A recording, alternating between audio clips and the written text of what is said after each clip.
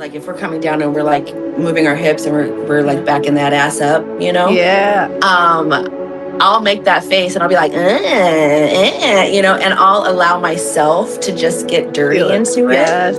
And so by me being comfortable getting dirty into it, it provides the space, the foundation, the container for them to start to explore that. Welcome back to Talking About the Taboo. This space is where we get to explore the edges of pleasure and power and identity and transformation. And, this is where, all year, we have got to conversate about the juicy shit, right? And maybe a little bit uncomfortable in the best way, and also deeply liberating. And today's episode specifically lives right at that intersection of movement and magic and transformation.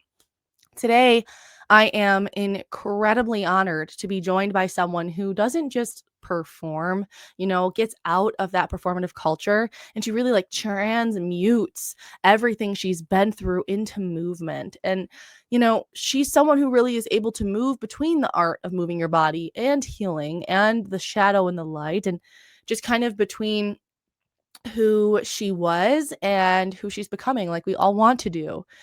And I'm just so excited to be able to see this in real time, also just talk to her about her experiences.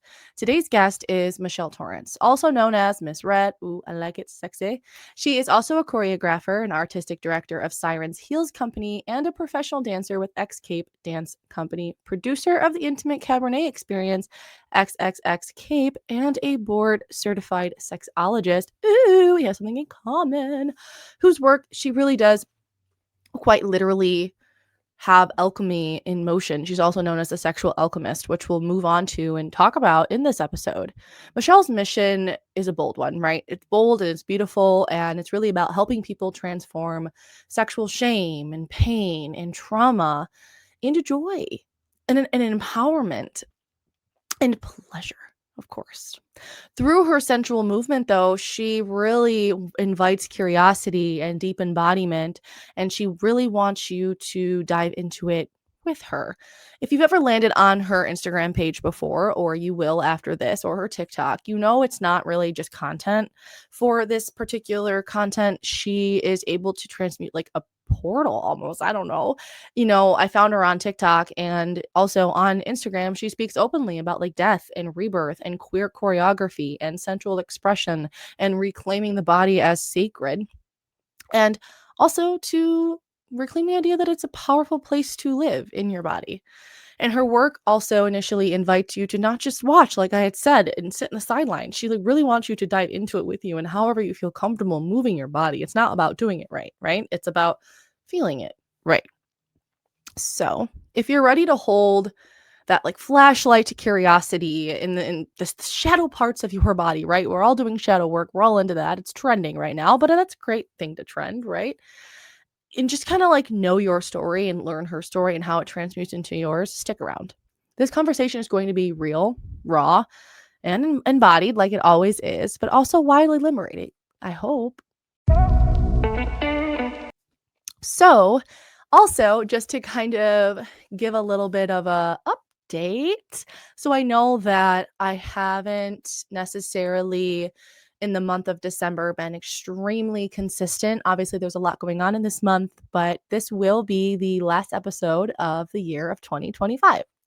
In the beginning of this year, I had a goal for this podcast and for my company as a whole, and it was to just post more episodes. That's it. That's it. Post more episodes, learn more, merge more successful. I don't know. I had the goal of more. Now, that wasn't very a specific goal, but I did exactly that. I had a bunch of guests from all sorts of different types of places, different types of careers. I had multiple episodes. Were they consistent? Not necessarily, but I definitely had way more. If you go back to the previous years, right, then you go into this year, you really saw the transformation. And last year, this time, my last episode was actually like the Temu jelly roll about that crazy story, learning about like seizures and sex and things like that. And now we're on to like sexual alchemy and dancing and movement and like, wow, like to see the transformation and all the different types of episodes that I've had. And then we see the transformation for my company, Intimately Rooted LLC, that forming this year, that was a friggin' page turner for sure because I had no idea in the beginning of the year I would form an LLC. Like, what? I'm also like finishing up school and things like that this like in the coming year and going to be fully like in it to win it. And then I also made a couple changes as well. I quit my day job and I quit my night job and I took faith in me. I didn't have anything lined up. And well, it kind of popped up out of nowhere and I just shot my shot. And I got the interview and then I got another interview and I just got told last week that I got the job. I got another day job. I started a new nighttime job and that one's it's all right. It's not exactly where I pictured it would be, but it's okay. But I got the day job that I applied to 4 times, and I'm not necessarily gonna share where that is yet, but it is something that, number 1, pays more, but also is a little bit closer to my passion, and I can definitely see myself as a stepping stone and a career builder, and we'll see, my mental health kinda has been taking a shutdown lately, and I've been very depressed, and, I'm very vulnerable with you guys on this podcast, and, I've been lacking motivation, and today I woke up in a little bit of a better of a mood, and I'm like, "What is this?" And it honestly probably was because I had a podcast to record today, and, this is my passion. This is my heart. This is my purpose, and, I was dancing to music this morning, and I just saw myself transmuting like we're gonna do here today. And so that's the kind of little update I have for you guys. I definitely wanted to dress, up to the standards of the month and look cute for you guys. And I really, really look forward to what the fuck is going to happen this year. I really do. I see ups and I see downs as well, of course, if I'm like looking into my future. But I do see happiness. And that's important. So, without further ado, let's get into it and let's CLIT-MUNICATE. Mwah.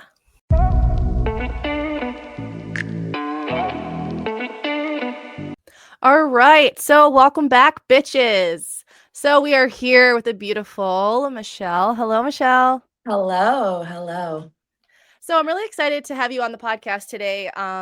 Just being that your name literally is the sexual alchemist, that already intrigues me. It means sex sells in the first place. Yeah, So I love it. I love that you have red hair as well. So I feel like we're already like vibing there. Um, 100%. yes. Before we kind of get into the groove of things, I want to do a little bit of an icebreaker with you to kind of get into our bodies. Is that okay? Absolutely. I love it. Okay. So this is more of like a question to kind of get into your own body, but I'm curious because this podcast is about no judgment and curiosity. So, what is kind of something that has been in the forefront of your brain right now, like bringing you pleasure in your body or in your work or in your life? Mm, The love. that is a great question to get you into your body. I think right now what I'm loving is I've had injury upon injury upon injury, Mm, one over the other for the last almost 2 months. And it's required me to slow down and be more intentional with everything I'm putting my energy into, and then getting clear as to where I want to put my energy. And that's very pleasurable for me. I enjoy growing and getting clarity. And I think clarity is one of the sexiest things that could happen in a person's life. You know, we had a conversation right before this, Yeah. and your perspectives are very interesting to me because in my mind, I feel like I'm very pessimistic, which is something I'm working on. If Hmm. I were to get injury after injury, and you're a dancer, so that sucks, right? Yeah. Like, that would make me so internally angry. So, can you please walk me through on how in the hell you are able to look at things from such a positive perspective, even though in retrospect, those things are negative? Well, and I think it's the perspective on the experience itself. In the moment, Mhm. I allow myself to feel the feeling. Like Yeah. I was pissed. I was angry. I had a complete crash out like 3 times in a row. Sweet. It was I allowed myself to feel the emotions. So a little bit of background, I'm an addict. I've always been an addict. Once you Mhm. are, you're always in recovery because Yeah. anything can be an addiction. Mhm. And so as addicts, our biggest thing that we always did was not feel our emotions. So if we're Mhm. not feeling our emotions and we're trying to hide it, we just continue to choose things to fill holes. And so I stopped doing drugs years and years ago, and um, I realized I had to feel everything. And if I didn't feel it, I would stay where I was at. Wow. So for that, that allows me to be in that moment, and then I Yeah. can move forward. Then I Yeah. can move forward and be like, okay, look, why, not why did this happen to me, but why is this happening for me? What Oh. what do I need to pay attention to right now? And sometimes it sucks because you have to go through that. But when you get that Mhm. clarity on why things are happening for you, um, then you can start to move forward, and that's where the pleasure comes through.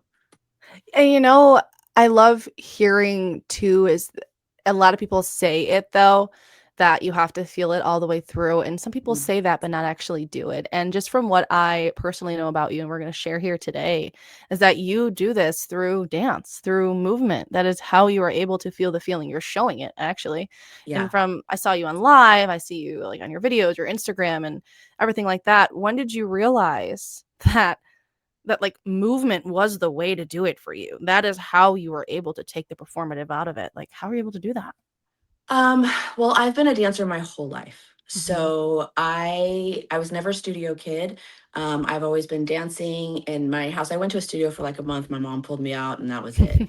Yeah. But I was a street dancer in Vegas. So I grew up and I Cool. was in the street crew, and but dancing had always been a part of my life since I was very, very young. And I had a traumatic emotional household. And my safe space was dancing in the Yeah. corner of my room.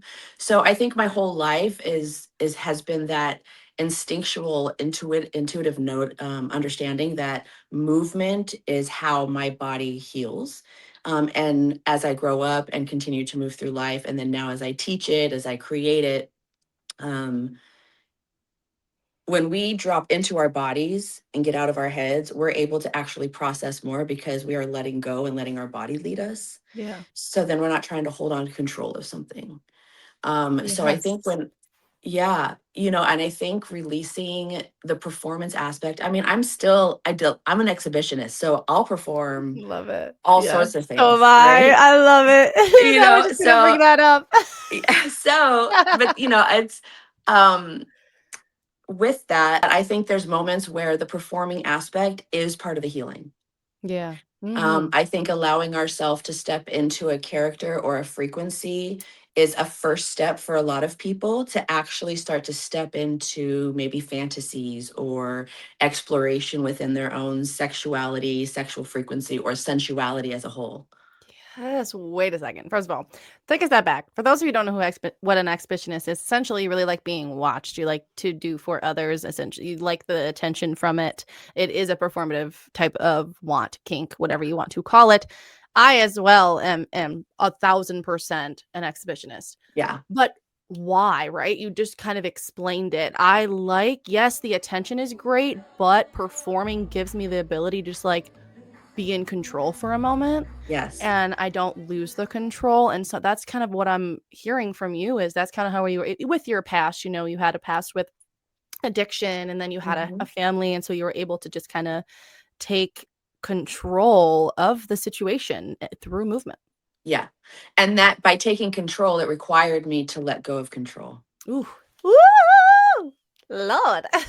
I know, right? It's such a because it's like, dang, everyone's like, surrender, let it go. But Yeah. the only way that you are able to take control is by completely letting go Yeah. of any and all control.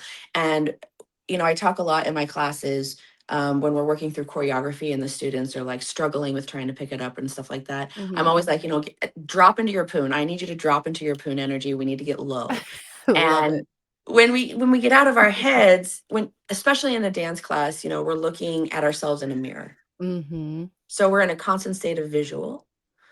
So when we can get out of our mental and our visual and drop down, Yeah. um, we can let go of judgment, criticism, and that's where it starts the spiral effect of going all the way down to shame. Yeah, because shame actually lays within your pelvic area and your pelvic bones, essentially, male or female, we all have pelvic bones. And Correct. that's something that I actually talk about in school. And that's something that I'm glad that's transmuted into kind of choreography, because I'm glad you mentioned that as well. Mhm. I had an event. It was called Blaze and Burlesque. So it was at a Okay. dispensary. Love And that. the essence of it was we were burlesque dancing. And so, but they weren't supposed to be doing it right. I actually told them, I don't Mm. want you to do what you've seen on TV. This isn't, I'm giving Mm. you a boa. Here's your boa. Do what you want. They're so confused. There was like 10 people there. They were so Yeah. confused. They're like, Yeah. But like you're supposed," I'm like, "Nope. I have a dance instructor here. Yes. She's going to help you and show you a little bit of little moves to do. But I Mm-hmm. want you to do it wrong. I want you to Yeah. misbehave." And Mm. they were like, "Okay." I don't know, because we grew up in a Yes. culture, we have to do it right, do it right, do it right. And so how, other than kind of like having them drop into their pelvic floor, are you able to kind of help them get out of their heads and not necessarily do it right, but misbehave? God, I love that word misbehave, especially as we Mhm. talk about deconstruction, deconstructing the patriarchy, decolonizing ourselves, and Mhm. and completely shifting into or realigning Yeah. with the truth of things. Um, so misbehaving is like, it is that Sexy. rebellious thing. Yeah, right. It is that, oh, I'm a bad girl. Yes. Um, coming from a good girl. Right. Um,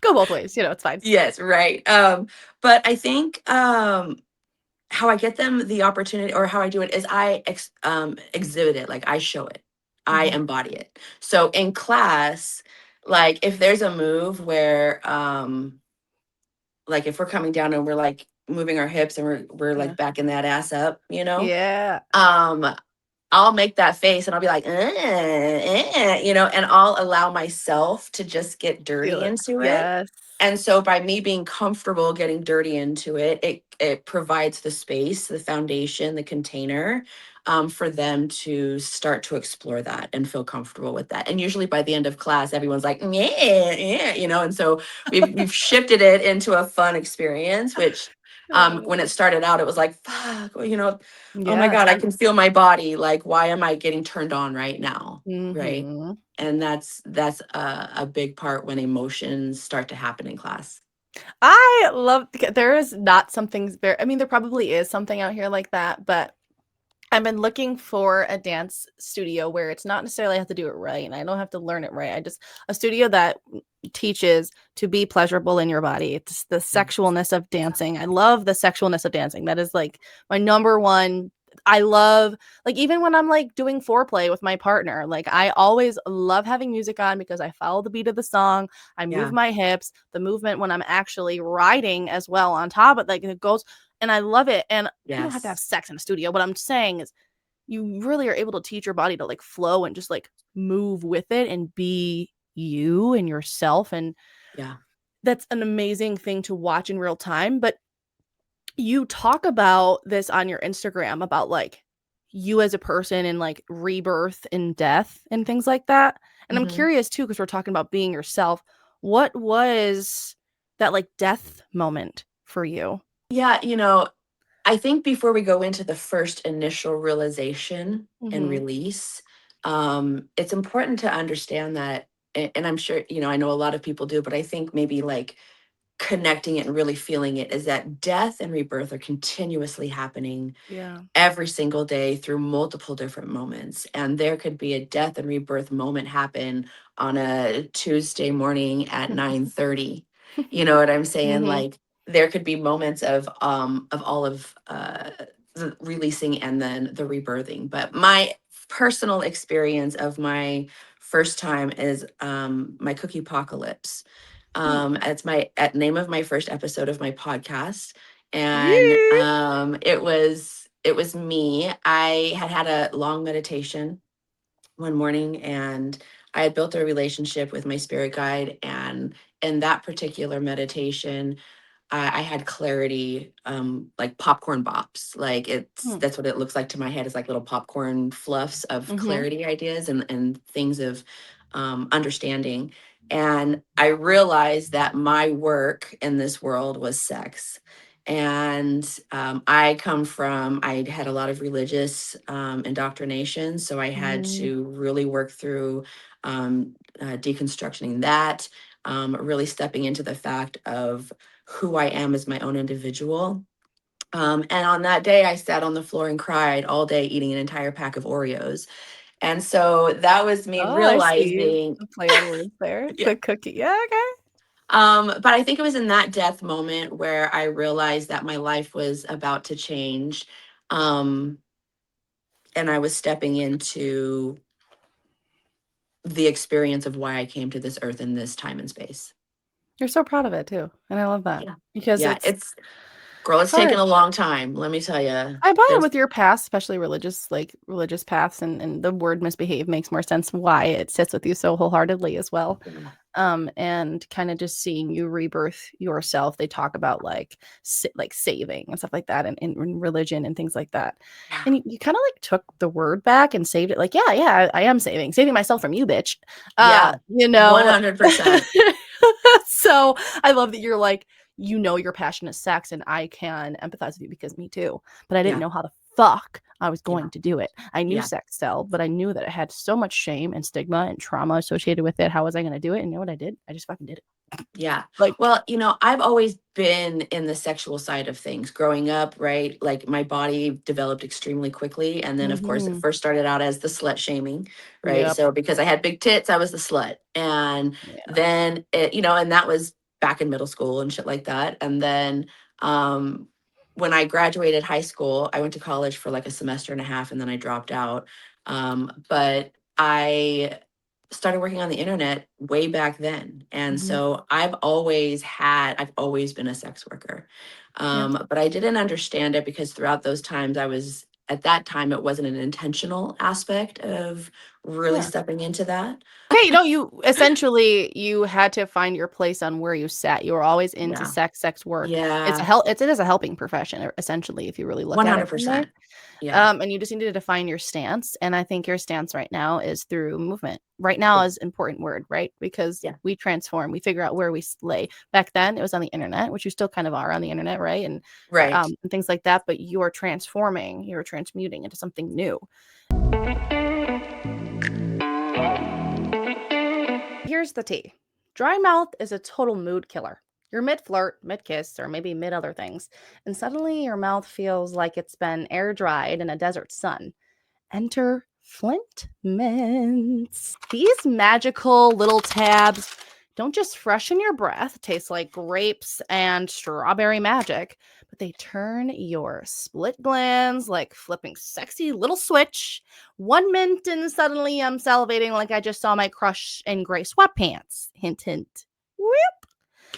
They're really cute. Come in a little cute box. You pull one out. It only like serves you one at a time. It's really cute. I'll share a photo. They don't taste like the mints in your grandma's purse though. Plus, they fit perfectly in your little bag in a pocket, wherever you like to keep things handy. I keep it by the couch because that's where I'm giving head. If your mouth needs a little help getting wet, no judgment, babe, at all. Seriously. Flynn's got you. Especially if you like smoke weed and you have dry mouth, and weed sex is amazing. Dry mouth, never heard of it. Clint mints. You kind of also came up with your identity of Misread and the sexual alchemist. Like, how did that even come up? When I saw that name, I was like, ooh, intriguing. Like, what is that? Yes. I get questions all the time about that. I love it actually. So, Okay, good. um, when I started working with sex magic, right, I read Magdalene's manuscript, and Ooh. then, which Mm-hmm. is a great book. I highly encourage anybody to read that. Um, I started reading that, and then I started actively practicing sex magic, and I was doing it from a place of healing Yeah. and really wanting to release this shame of sex and the shame of my body in general. Yeah. And so, um, I made some massive strides with my healing and manifesting things. And so I was like, you know what? I am the sexual alchemist. And so that's where it came up. And I was like, you know what? I'm going to claim it. I'm going to own it. And, Yeah. so my work, everything that I do is alchemizing. We are all alchemists. But when we tap into the tool of our alchemy, then we can really utilize it in every single aspect of our life. So for viewers who have no idea like what a sex switch is and what Mhm. alchemy is, can you explain to them a little bit on the terms that they would understand what alchemy is and alchemism is? Yeah, absolutely. So alchemy itself is just in the basic form taking one thing from one matter to another matter.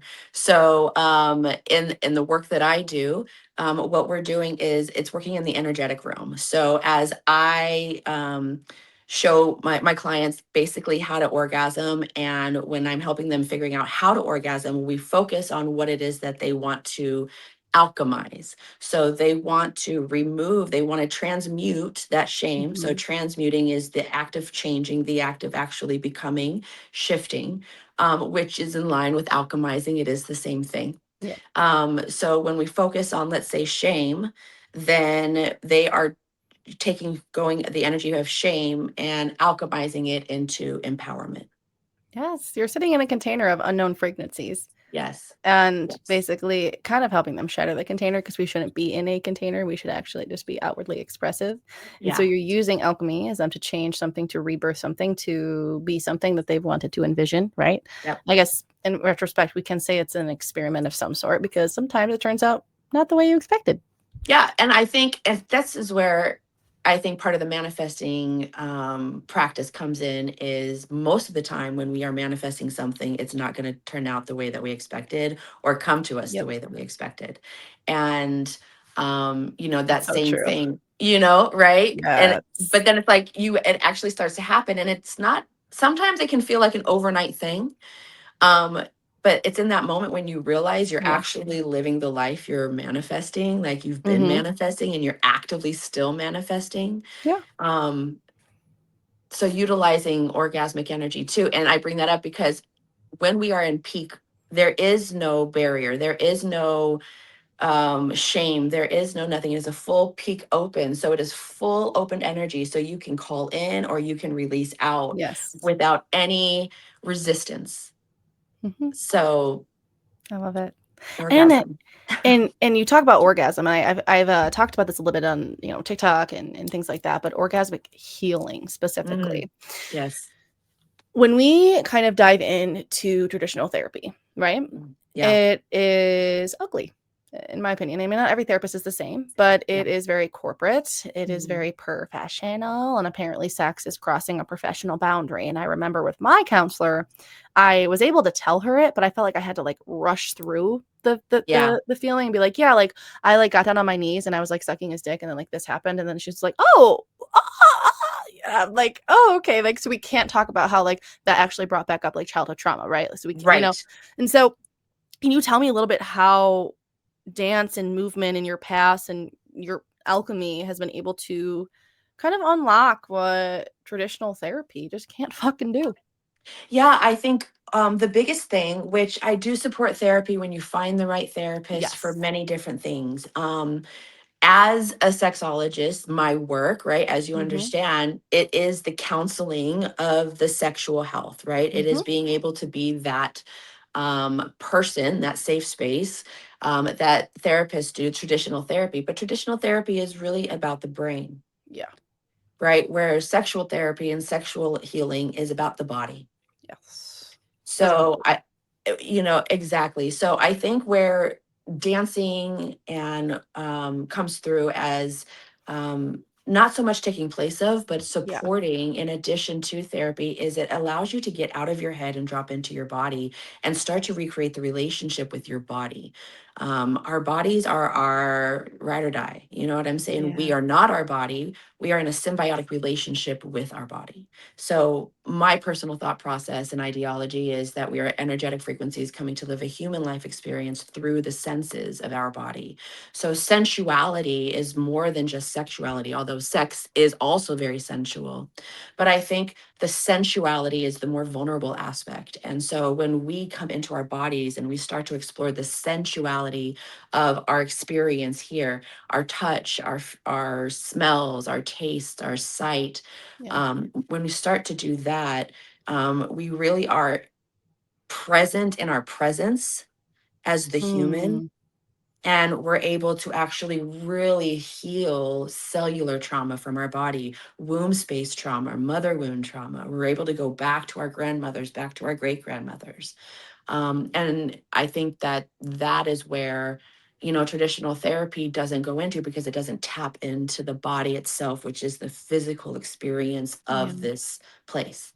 The movement, and in essence, yes, I do support therapy as well, but at least in my work, some essence of touching is allowed, right? I'm Yeah, allowed absolutely. to hold you in your space. I'm allowed to hold your hand. I'm allowed to hug you. I'm allowed to do whatever in essence is comfortable for you. That Mhm. but basically it's very tantric as Yeah. well. Hmm. A lot of breath work. Can you kind of talk to me about how you're able to transmute like your energy to others, um, and shift the shame for them? Like, do you have like a Mm. moment where this happened for you and for them?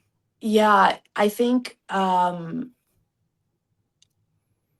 the shift itself, sometimes it happens a lot in my heels classes, Yeah. because my heels classes are the ones where we are really diving into our sensuality and the Yes. connection of our sensuality. And when a lot of my students, when they come through and it's new for them and they haven't allowed their bodies to move in a way that not only turns themselves on but turns the Mhm. universe on, right? and Ooh. Hmm. and in that movement, um I'm able to again hold the other side, so they can see where they're able to step into from where they're at through this movement that I'm showing them how to do, Yeah. right? I'm showing them where to breathe. I'm showing them, when you bring up breath work, which is extremely important in dancing, right? So many people Yeah. forget to breathe when I they know. dance. Yeah. But so I show them where to breathe and what muscles they're contracting, what energy centers. I talk all the time, like if we're coming up from the floor, it's not coming up from our head. You want your heart chakra to lift you up. So you have to come up this way, which is a very Hmm. vulnerable motion and Yeah. experience.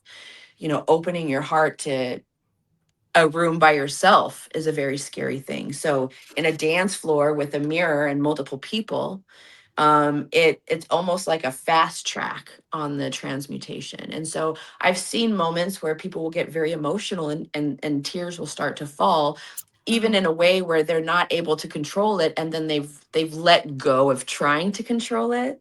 And it's Yeah. in that moment where I see the shame has started to shift, because we can't go from shame to joy in an instant. It Right. goes from shame to Denial. anger, A little bit of denial. denial, Yeah. right? And then it goes to anger, and then it goes to frustration, and then it goes to acceptance, and then Yeah. it goes to from acceptance, and then it goes into curiosity, and Yeah. then from curiosity it starts to explore more up into where it is that you're going. And so I think the one thing that I really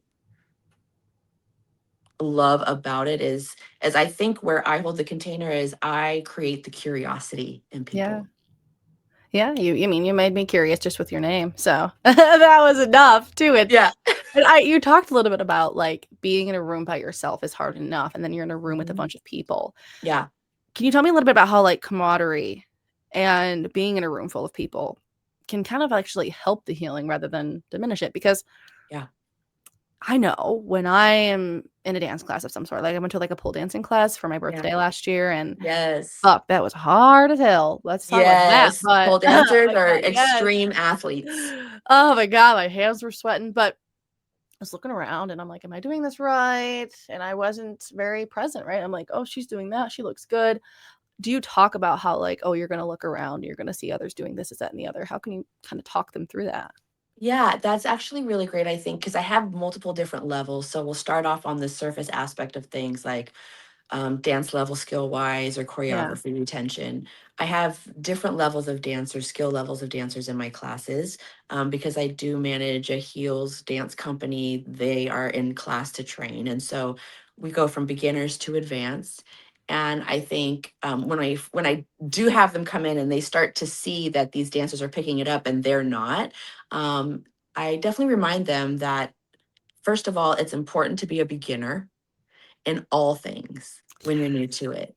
And just like going into, if you're just going into the lifestyle as a very beginner, there's this aspect of this thought process that you have to know everything. And you're Mm, not going to. You're not going to have the experiences. You're not going to have the wisdom. You can have a little bit of knowledge from like researching and talking to people, but mhm. that's the same way with anything that you start off with. You have to allow yourself to be a beginner. Um, but I think from transitioning into that, it's realizing that this is a non judgmental safe space. And my intention going into the foundation of it, again, as the teacher, that's what sets the foundation. So when people walk in, while there may be nerves and excitement and a little bit of fear and apprehension, there's still this curiosity of community. Yeah. And as women, we're usually born into competition. Oof. Yeah. And Yeah. instead of continuing that particular ideology, especially in the dance world, um, we shifted into creating the community of support and honesty and having a safe space to learn how to have relationships with women that isn't based out of competition. I like that you brought up the competition part, Yeah.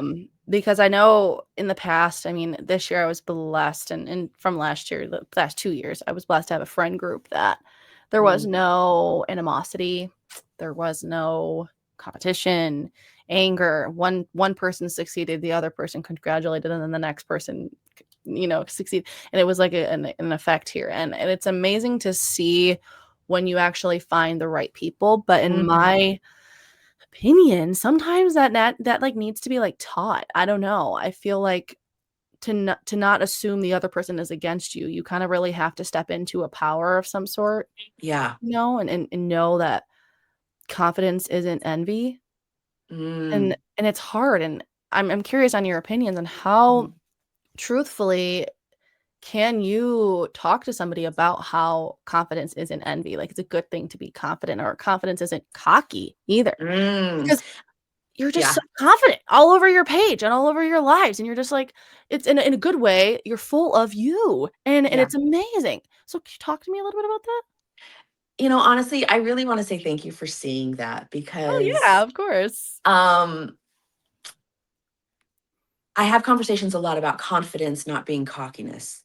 Ooh, And yes. it's really an interesting topic because a lot of us, no matter gender, just as humans in general, a lot of us are born into a society where if you are confident within yourself, you are thinking that you're above somebody else or that you're better than somebody else because we're always being beat down and everybody is dealing with bullshit in their life. Everybody's dealing with trauma. Everybody's dealing with trying to figure out their life, and people have struggles. Mhm. And we're taught that um, if we step up into that next level of authenticity or confidence within ourselves, then we are taking up too much space. Yeah. And so, how I address that in my classes and in my workshops, and even with my client one-on-one sessions, we talk about how taking up space is not taking from, but the opportunity to co-create with. Yeah, yeah. Because you're in Wow, a that's like yeah. you I know love that, yes. Yeah, because I think that in that motion right there and in that thought process, you instantly relax your defensiveness that goes Yeah, up. Um, then you start to settle into seeing people. And I think one of the biggest things, and we just talked about this last night in my class, is being seen. yeah. And being seen in a state of vulnerability, which is when you are dancing and because you're very Mhm. open with your energy, is very scary. And if you are able to understand that you are able to be seen in the space that you are allowed to take up, not only are you providing an opportunity for other people and the permission for other people to do it, but you're providing the opportunity for people to get curious and be like, oh, what can we create with our energies together? And then friendships start to be made. Yes. And then from those friendships, then community is built. And then that community then continues to support. And then as new people come through, Mhm. people and not everybody will stay. And Yeah. that's, it's realizing that sometimes it takes people a while to come back to it. They're Yeah. not ready for the community because they still have their own struggles within.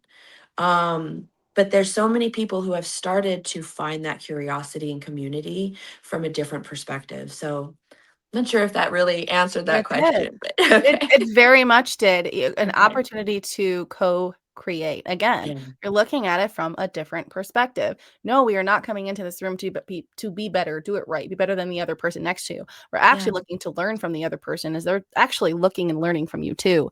And it's a Yes. lot of the unknowns. Our assumptions are so deafening. And it's unfortunate because Yeah. I walk into a room and I automatically assume everyone is against me. Hmm. And in light of things, actually, it's the complete opposite. I've been Yeah. told by individuals, and you've had conversations about confidence, that, yes, I'm a little bit intimidating, but in a good way. Yeah. They're like it doesn't like, they can't put words to it. They're like, "Kind of intimidated by you, but I kinda like it." Yeah.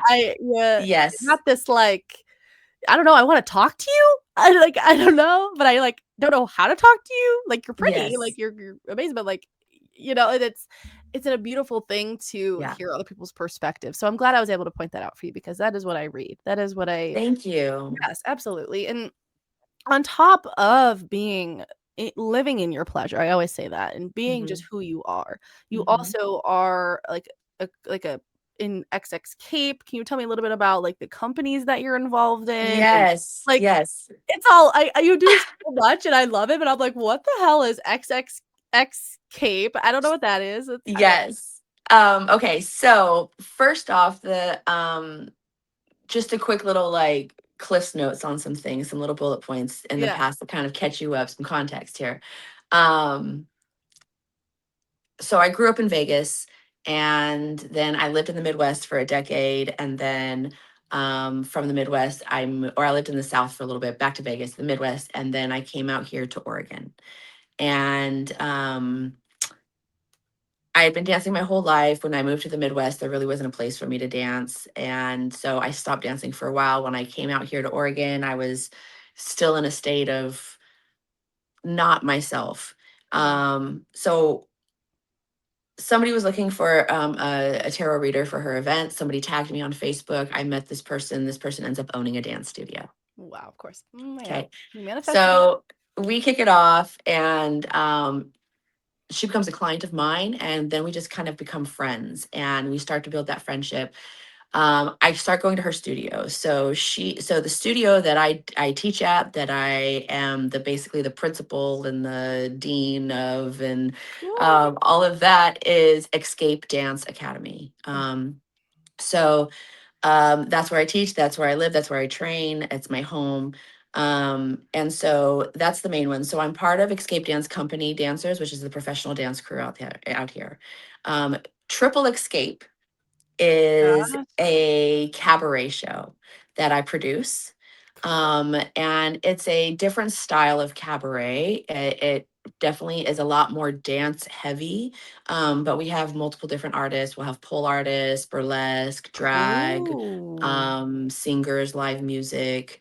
And so we host it at our studio because our largest studio is our theater venue. So I turn it into a theater, Awesome. and it's a safe place, um, where dancers and artists can perform in a sexually heavy, sensually driven Oh my way, god, I love this. that is safe and secure and protected, and also with people who want to explore and watch shows that feel like that, because we don't have anything like that here.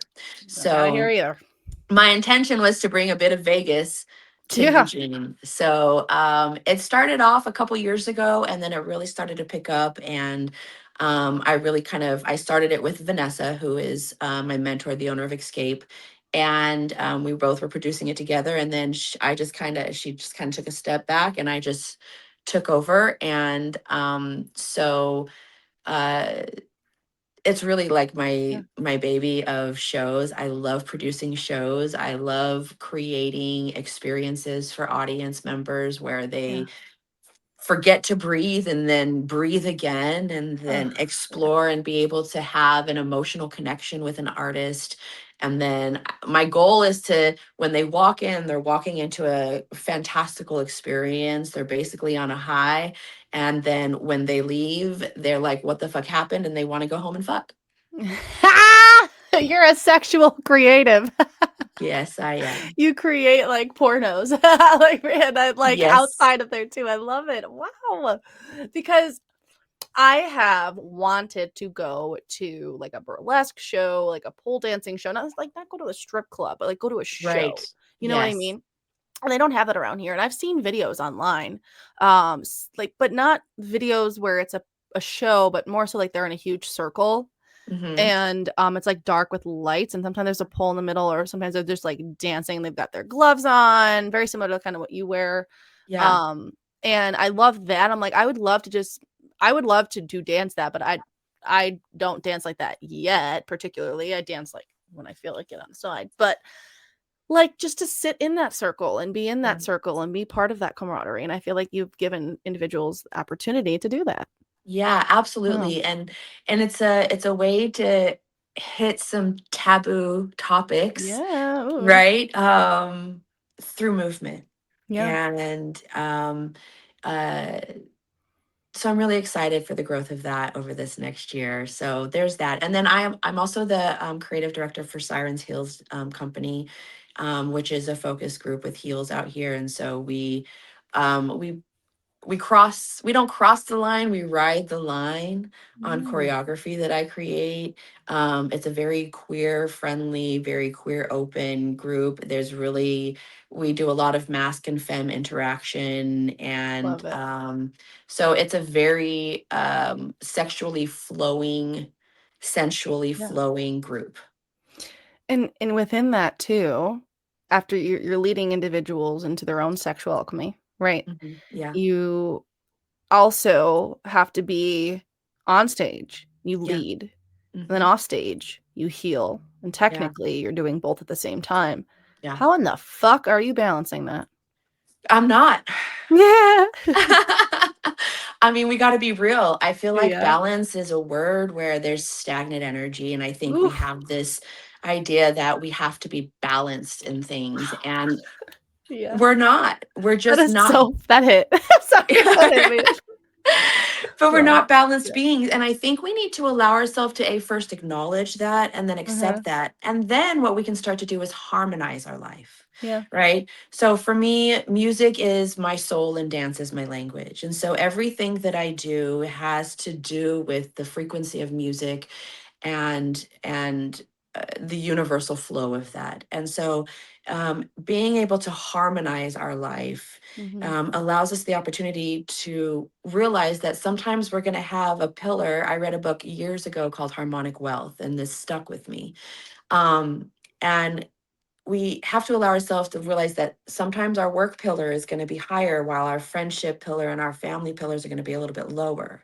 And then sometimes our family pillar is going to be higher while our career is going to be lower. And then Ooh. it's just going Ah, to go like yeah. this. And Yeah. we have to allow ourselves and everyone in our life to be able to live their life like that. Yeah. To require balance, right? I talk about this a lot with my, especially with like tarot readings. It's like the emperor, it's the four tires on a car, it's the four legs on a table. It's very stable, very sturdy, Yeah. very balanced. There's no movement to it. And we're Yeah. naturally moving beings. And So I learned something that the 4 thing actually in yeah. a certain culture, I don't know which it is, but actually 4 is a death symbol. Mm, I don't know if it's I don't wanna mispronounce, I don't know what culture it's from, but it's Sure. from something, and so my friend was going to gift this person 4 teacups, but Mm, he had brought up a conversation that it's a death number, so she has to either give 6 or give, 3, and yeah. so that kind of is symbolic in itself, right? You just said Yeah. 4, and that's fucking wild because that's true. It That is. it I doesn't mean, balance. well, and what's interesting is when you're talking about the cups, you said you went up to 6, you didn't go to 5. And what I love though is as a choreographer, I prefer 5 or Mm, 7. uneven. Um Uneven, right? Because Yeah. that provides the different shapes. And when we go into shapes, we're also going into universal language, right? So when we Wow. are Yeah. dancing, we're making shapes with our bodies, not only in the positive space of our Yeah. bodies, but in the negative space around it.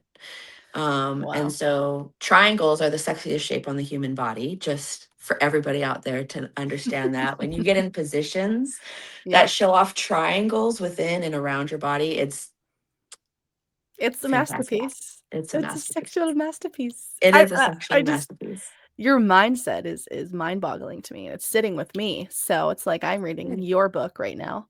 Excellent. Yeah, I'm curious on something I've actually been in my head about, and I know others have Mhm, been in their head about, and you being a sexologist, and I'm a sexologist, there's mhm, something I'm wondering if you've experienced. So, in any career, you know, you are a helper, a fixer, a doer, whatever it may be. We are helping individuals with their intimacy, with their sexual needs, with embodiment.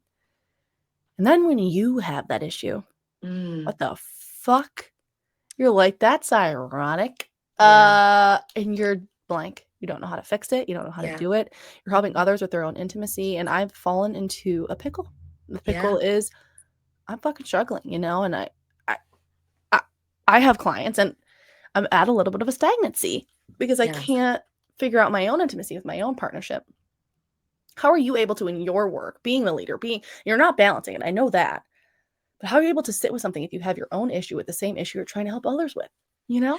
I'll tell you, you're not the only one going through this. We go Yeah, through it all the time. I've done it. I've been with my partner for 25 years. love that. And it's, we've been up and down and in and out and all around. And, Yeah, you know, there are always moments that come up when, just like the doctor is going to need to go to the hospital yeah. sometime, Mhm. just like the therapist needs therapy. Um, we also will struggle in our life with our own sexual connections, whether that is from due to environmental circumstances, whether that has to do with our hormonal state, right? Yeah. As I work with women in perimenopause, which is, you know, that fucks Its own everything up. breed. Yeah. Yeah. And so I think it's first of all, giving yourself grace, Yeah. and I think it's reminding yourself of who the fuck you are. And it takes that confidence tap in, because there's those moments of imposter syndrome that will try to come through. You're telling me. Right. And so because you're like, I help so many people Yeah. do this. Why am I struggling in Mhm. my own personal sex life? Yeah. And What that's the fuck? because we are not emotionally invested in our clients' lives. So we're able Mhm. to see it from an outside perspective. And I talk a lot about this. So many people say take a step back and look, but we are still looking at the same perspective. Mhm. So if you take Yep. a step to the side and turn, then you can start to see a whole nother perspective of what's going on, which then will trigger, because there's going to be things about yourself that you have to acknowledge and accept on taking accountability of and for. Yeah. Right? And Yeah. so I think it's just a matter of realization that we're human. Yeah. We're gonna experience that, and practicing and putting into practice what I would tell my clients to do, right? The first thing that I tell my clients to do, which my partner and I have been doing that, and even in moments of us growing and evolving in different perspectives, or even just different lives in self, but Yeah. starting to create and reinteract with who we are as these expanding people, right? but it's always going back to the friendship. Everything starts as friends. And so if you can drop the label, Mhm. if you can let go of what you are thinking is expected of you at this point in your relationship or time, and you can just find and go right back down to the foundation basic fundamental of being friends, then in that point you can start from where you are and who you are now, without the masks, without Yeah. the trauma bonding, without, this trauma or fear that's come back up. So then we're in this shame with our body, and then we don't know how to address it with our partner. Yeah. So if we Yeah. start there, you can start to explore. Hmm. I'm sitting with it for a sec because Yes. I think it's easy to fill the silence, um, a lot, and I think a lot of individuals, like you had said yourself, kind of struggle in general with the same issue, maybe different, maybe it presents differently, but it's the Correct. same, internal rooted, Yep. issue per se. I wouldn't say issue, but, feeling and whatever it Well, may be. yeah, it's a struggle because you don't Yeah. want to feel that way. You know what I'm Yeah. saying? It's a Yeah. struggle that requires you to accept, Yeah. and And we don't want to feel that. I know people watching too, and I know individual people who do watch, and some people I have no idea. And I know there's individuals out there who are hearing you, they're hearing myself, they're taking this in, they're like, "Fuck, yes, that, yep, you wait, yes, you get it." Yes.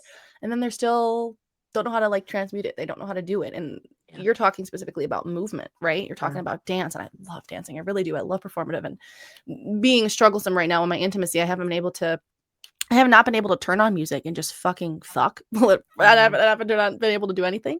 But for viewers who are coming in and someone who has never danced, whether it be professionally or at all, and they're just never felt sensual and it seems so scary, where Yeah. the fuck do they start? Where do you invite them? What are they going to do?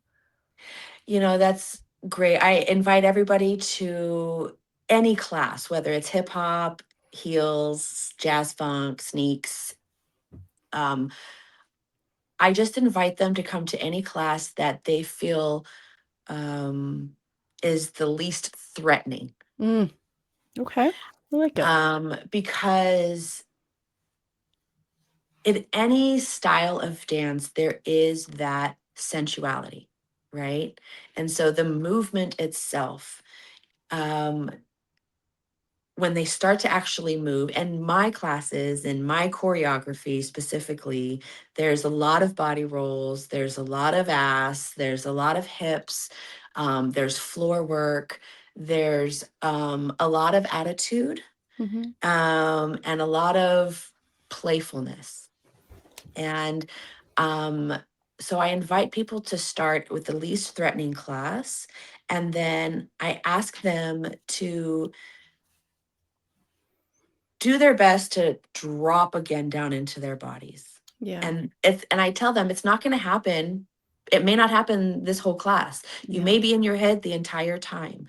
But Hmm. if you have an intention Hmm. of dropping in, then the next step I'm going to ask you to do is to come back again, Yeah. Come back. because we can set that seed, we can set that intention, but if we don't come back to water it, it's just going to stay there and nothing's going to happen. Yeah. It's like a plant. It's a plant. Everything that we grow and we nurture is just like a plant. Our bodies, our sex, our relationships, our careers, our hobbies, our joy, Yeah. everything is that way. So I would encourage them to do that, and then find the play in things when we Yeah. can be I love that. playful, and that's why in my classes, like, I mean, like, I'm squirrely all of the time, Mhm. and but I mean, I really have fun with them, you know what I'm Yeah. saying? And so it's like, and I'm really engaging and interacting. I'm not at the front of the class the whole time. I'm walking through the class. I always ask consent first when when I start to do stuff, if I can touch their body. Mhm. And I go up and I'll like adjust and I'll show them. And then I'll see something click in their eyes and I'll be like, there it is. That's what you Yeah. felt. there's that Find it out. next They feel level. seen. They feel seen in a Yes. safe space. Mm. I have one intriguing question that just popped into my head too when you talk about floor work and movement and being Mhm. seen.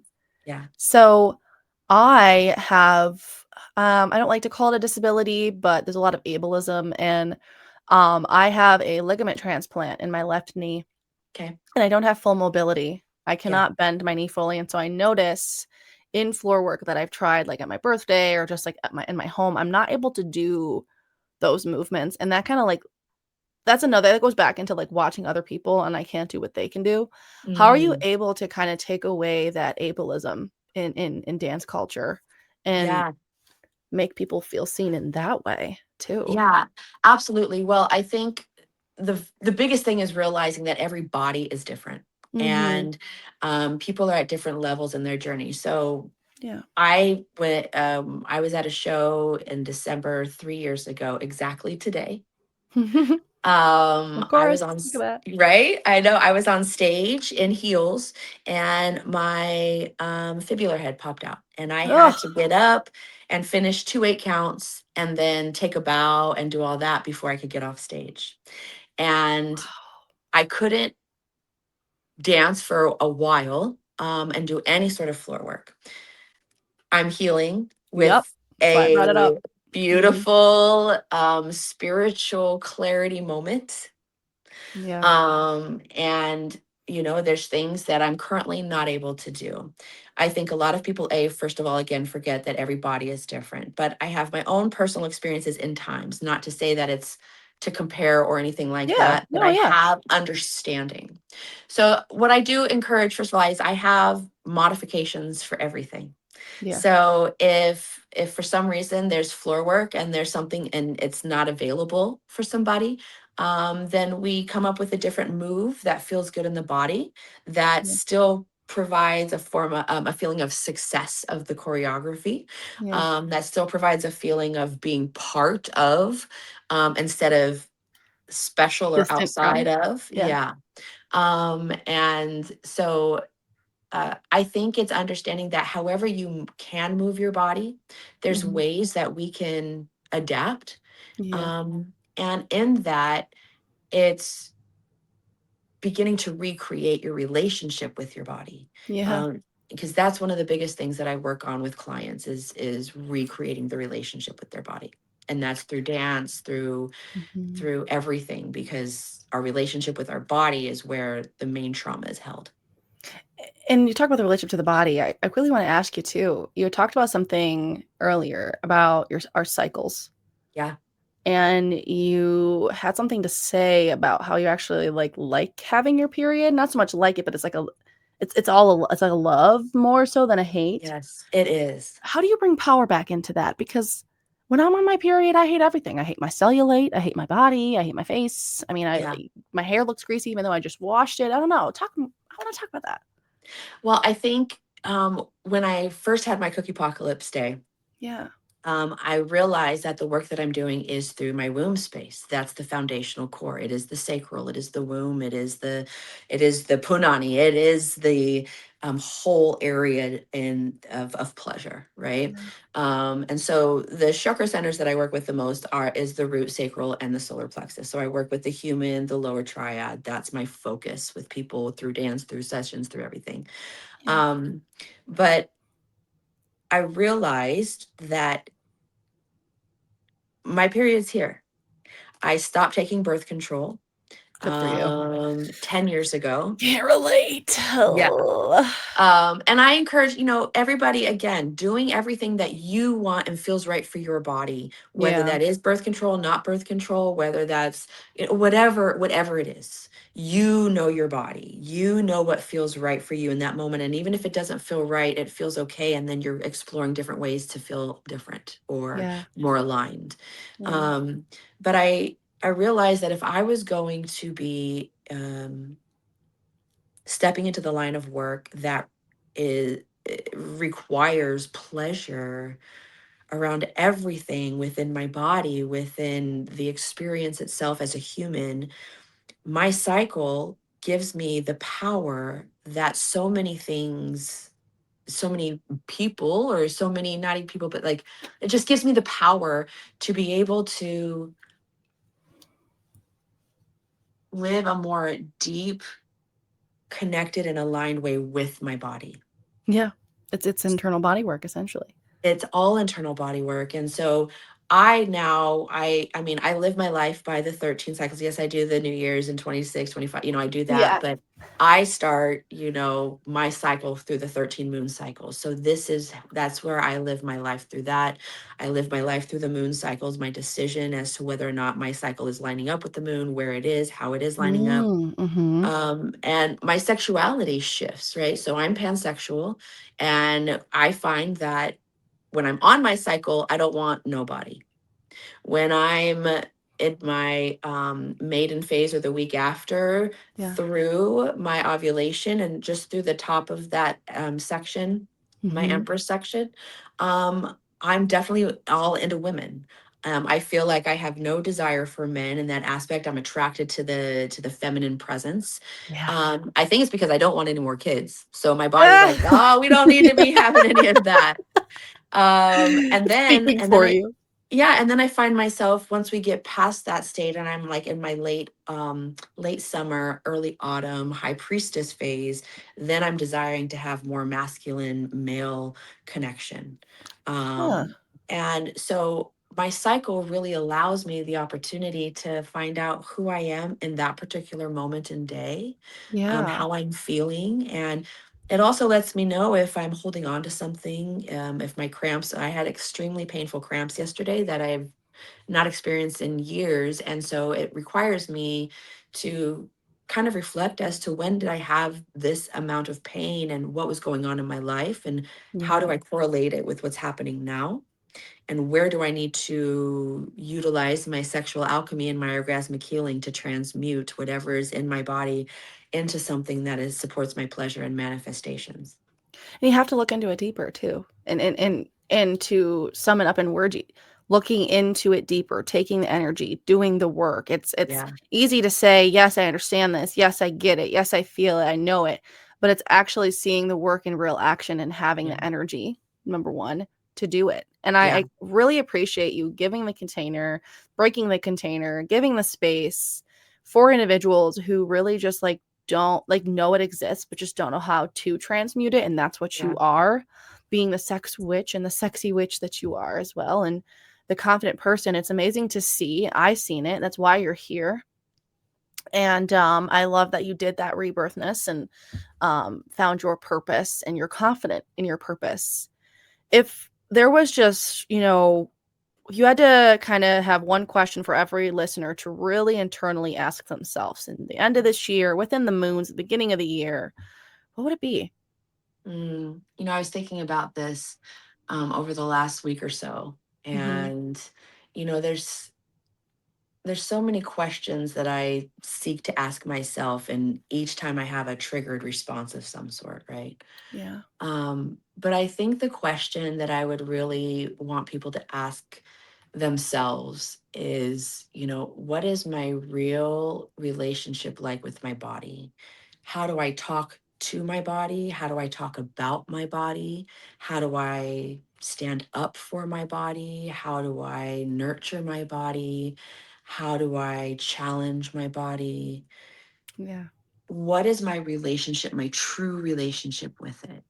Um, and I think just by starting with that question and being real, you know what I'm saying? You can't be like, oh, I love my body. That's Yeah. great. But Like what do you what? love? Yeah. Why do you love it? How do you love it?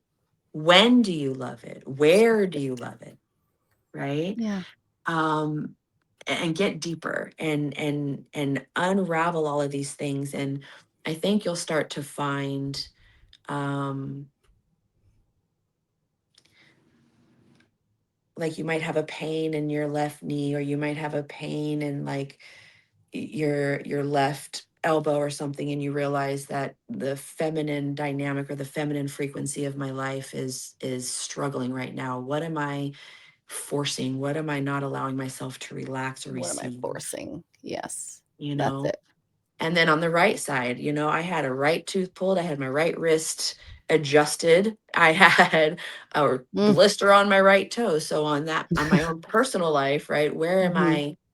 Where am I forcing too hard on my masculine dynamic, and where am I not flexible and flowing? Where am I too rigid? I like that too. In essence, though, we look at worlds in binary Hmm. and we look at whether things are right or wrong. We don't really Yeah. know how to like look at it from a spectrum. So, Yeah. yes, like maybe my right side and my left side of my body is hurting, but it's all kind of like a whole spectrum. It's like it could Yes. be like just not just like the left and the right. It's like, oh, maybe it's like a little bit to the this side, and not looking Yep. at the world such in a binary sense, which I think Hmm. is what you do and what you actually show in real time. And Hmm. I thank you so much for coming on the podcast, being vulnerable, being you, and just kind of opening up perspectives for not only the viewers, but for myself. I think I've had a really rough day, rough year, rough month. And it was really, really good. You are my final episode of the year. So it's I love amazing. that. I thank Yeah. you for, for reaching out. Yeah. I was just like, fuck it, I'm gonna go live and see what happens. Um, And look what it and here we did. are. I Here we love are. it. I love it. And I love being a part of that. As I work with creation and birth as a sexual alchemist, I am also a death doula. So I work with the endings as well as the Mm, beginnings, because that is just part of it. yep. It's exciting to be completing this year for you in your aspect, but this is Yep. also the final like interview, final podcast I've been on. This is for this year. So it's like, here we go. We're coming into that next Yes. experience, and let's fucking go, dude. Thank you. Before we close, I really wanted to honor what we touched on today. I know I'm feeling a sense of such calmness right now. We touched on movement and medicine and curiosity as a doorway into pleasure, and how pleasure is a path back to ourselves. I really, really thank Michelle for sharing her magic and truth, and a reminder that we give ourselves permission to move, feel, and explore. We don't we don't just transform, we remember who we are. And to everyone listening, let this be your fucking invitation to play. Stay curious, soften the shame, and also trust in the smallest act of embodiment. Whatever you do to feel something, but feel it, and you'll see profound change. I want to talk about a little bit about something about transformation. Going into this being my final episode of the year, Spotify Wrapped showed that my podcast had reached over 5 countries this year. Holy shit. My intention was to post more episodes, and I fucking did that. And look what it did. I was intentional. I chose something that I wanted to put my time into and embodied it. And that's what happens, transformation. So, this being the last episode of the year, I'm going to ask you all to find an intentional goal and stick with it or don't. Misbehave or behave. Be a good girl or be a bad girl. But stay sexy and curious and embodied and soulful and purposeful and intentional, all of it. And truly, truly embody what I've always said. Embody the taboo.